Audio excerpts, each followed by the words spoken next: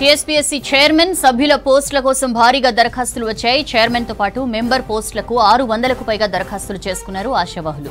Retired IAS, ఐపీఎస్లతో పాటు సర్వీస్లో ఉన్నవాళ్లు సైతం అప్లికేషన్ పెట్టుకున్నారు. ఎక్కువ సంఖ్యలో ప్రొఫెసర్స్ దరఖాస్తు పెట్టుకున్నారు. స్క్రూటినీ తర్వాత ఫైనల్ లిస్టును ప్రభుత్వానికి ఇవ్వనుంది జీఏడీ. కాగా నిన్నటితో దరఖాస్తుల గడువు ముగిసింది. రేపు సాయంత్రం వరకు ఫైనల్ రిపోర్ట్ అధికారికంగా ప్రకటించే అవకాశం ఉన్నట్లు తెలుస్తోంది. రాజకీయ ప్రమేయం లేని సభ్యులను చైర్మన్లుగా నియమించే యోచనలో సర్కారున్నట్లు తెలుస్తోంది. డీటెయిల్స్ తెలుసుకుందాం. యాదగిరి మనతో లైవ్ లో జాయిన్ అవుతున్నారు. యాదగిరి, టీఎస్పీఎస్సీ బోర్డు చైర్మన్ సభ్యుల కోసం చాలా భారీగా అప్లికేషన్స్ వచ్చినట్లు తెలుస్తోంది. ఏంటి డీటెయిల్స్?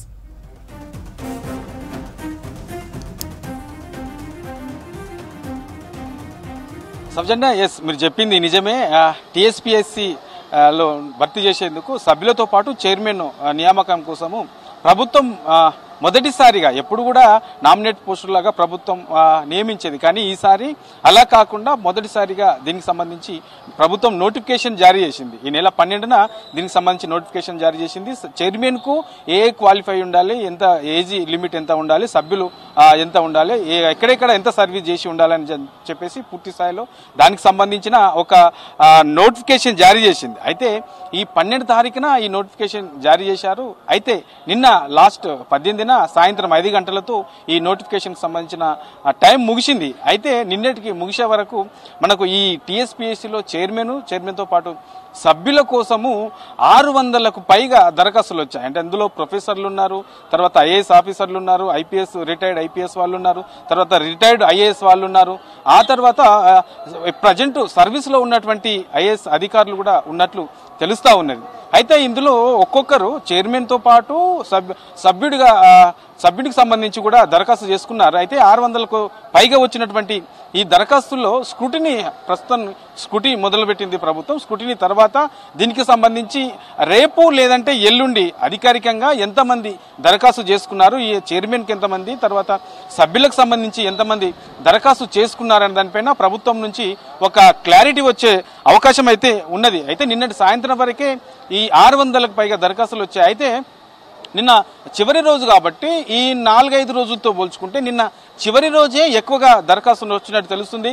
ఇక లాస్ట్ సాయంత్రం 5 గంటల వరకు పెట్టారు కాబట్టి 5 గంటల తర్వాత కూడా కొన్ని దరఖాస్తులు వచ్చాయి. కానీ అవి ప్రభుత్వము, ఎందుకంటే 5 గంటల వరకే డెడ్ లైన్ పెట్టింది కాబట్టి 5 గంటల వరకు వచ్చినటువంటి దరఖాస్తులు మాత్రమే ప్రభుత్వము యాక్సెప్ట్ చేస్తుంది. ఇక చివరి గంటలో దాదాపు 100కు పైగా దరఖాస్తులు వచ్చినట్లు అధికారులు చెప్తా ఉన్నారు. సో ఇవన్నీ చూస్తూ ఉంటే కూడా తెలంగాణలో ఇప్పుడున్నటువంటి సిచ్యువేషన్ లో ఈ టీఎస్పీఎస్సీలో ప్రక్షాళన తర్వాత అక్కడ చైర్మన్ సభ్యుల నియామకం అనేది కూడా ప్రభుత్వానికి ఒక ఛాలెంజ్. ఎందుకంటే గత ప్రభుత్వంలో ఈ నోటిఫికేషన్ల విషయంలో ఏడవే చాలా తక్కువ నోటిఫికేషన్లు వేశారు.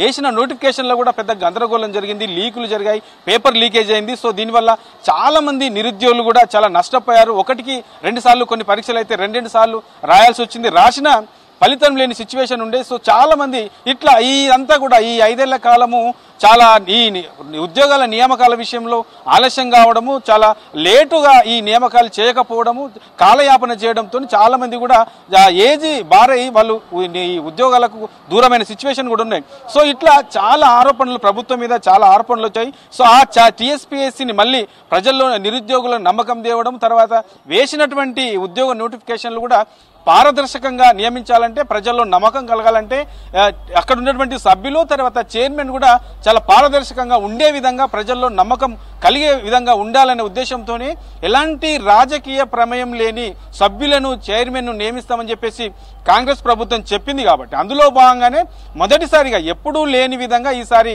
సభ్యులకు చైర్మన్ కి సంబంధించి దరఖాస్తు చేసుకునేందుకు నోటిఫికేషన్ ఇచ్చారు. ఆ నోటిఫికేషన్ కి ఈ 5-6 రోజుల్లోనే 600కు పైగా దరఖాస్తులు రావడం అనేది కొంత, అంటే ఎంతమంది ఎదురు చూస్తున్నారు, ఎంతమంది సభ్యులుగా ఉండాలనుకుంటున్నారు, ఎంతమంది ఆశావాదులు ఉన్నారు అనేది మనకు అర్థమవుతుంది. దీనికి సంబంధించి స్క్రూటినీ కూడా ఉంది కాబట్టి కొంతమంది రెండు అంటే సభ్యు అటు చైర్మన్ గా ఇటు సభ్యునిగా కూడా ఒకే వ్యక్తి 2 పోస్టులు కూడా దరఖాస్తు చేసుకున్నారు కాబట్టి వీటిలో ఎవరు ఏ పోస్టుకు అర్హుడు అవుతారో సభ్యులకా లేదంటే చైర్మన్ కా సో ఇట్లన్నీ కూడా దీనిపైన స్క్రూటినీ చేస్తారు. ఇవాళ రేపు స్క్రూటినీ చేసిన తర్వాత రేపు సాయంత్రము లేదంటే ఎల్లుండి వరకు దీనిపైన ఎవరు ఎంతమంది చైర్మన్ కు దరఖాస్తు చేసుకున్నారు, సభ్యులకు ఎంతమంది చేసుకున్నారు అనే దానిపైన ప్రభుత్వం నుంచి ఒక క్లారిటీ వచ్చే అవకాశం ఉంటుంది. ఆ తర్వాత సీఎం ఆమోదం తర్వాత ఎవరు ఎంతమంది సభ్యులు ఎవరెవరు సభ్యులు తర్వాత చైర్మన్ ఎవరు అనేది దీనిపైన ఒక స్పష్టత వచ్చే అవకాశం ఉంటుంది. సౌజన్య.